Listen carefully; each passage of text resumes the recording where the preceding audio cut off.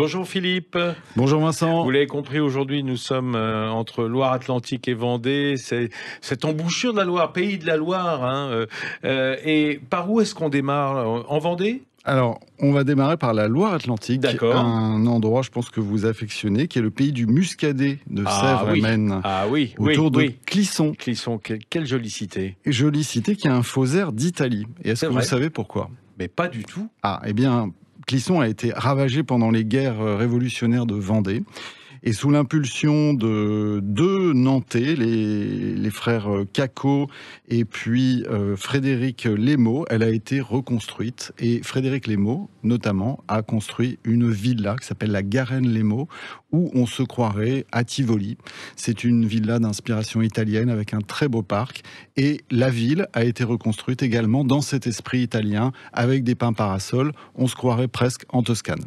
Ah bah voilà, mais de la Toscane, pas avec du Chianti, avec du Muscadet. Avec du Muscadet, bien sûr. C'est très différent tout de même. Un petit peu de visite du côté du littoral peut-être quand même, parce qu'on est quand même sur l'Atlantique là. Et oui, Bas-sur-Mer, plus intime que ses grandes voisines, la Baule, le Croisic, qui ne sont pas dénués de charme également.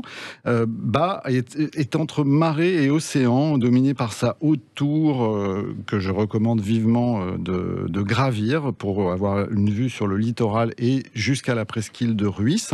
Et puis il y a cette chapelle Notre-Dame du Murier qui est en ruine et qui a de très belles formes avec des ogives qui se détachent sur le bleu du ciel. Et puis ne pas manquer aussi de visiter le musée de la Poche de Saint-Nazaire dans le Grand Blocos, qui est très impressionnant. Ça je ne connaissais pas, je le note tout de suite dans mes tablettes avant de me diriger, parce que on peut pas parler de cette région sans parler de Noirmoutier.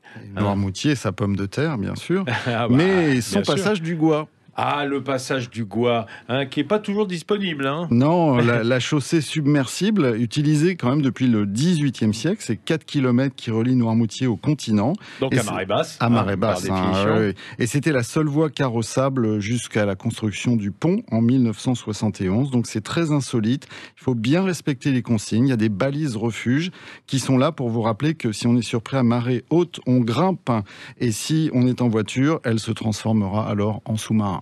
Alors, il y a une localité que j'aime bien, moi, quand on est en bord de mer, c'est Pornic. Que c'est charmant. Pornic, c'est la vue de carte postale autour du château qui domine le port de pêche au charme vraiment impérissable.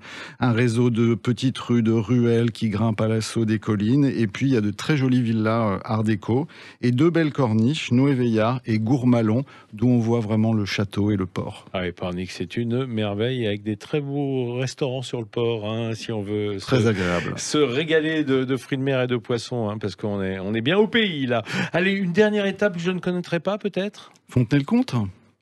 Je connais de nom, mais je n'y suis jamais allé. Fontenay-le-Comte, la porte de la forêt de Mervan, c'est un havre de paix, de nature, cette forêt de Mervan. Et la ville est très jolie, avec des maisons anciennes, un château qui évoque presque un hôtel particulier parisien, qui a la particularité d'avoir récupéré des morceaux issus d'autres châteaux, dont des boiseries du château de Chambord, c'est le château de Terre-Neuve. Puis c'est une ville de lettres aussi, où plane notamment le souvenir de Georges Simenon.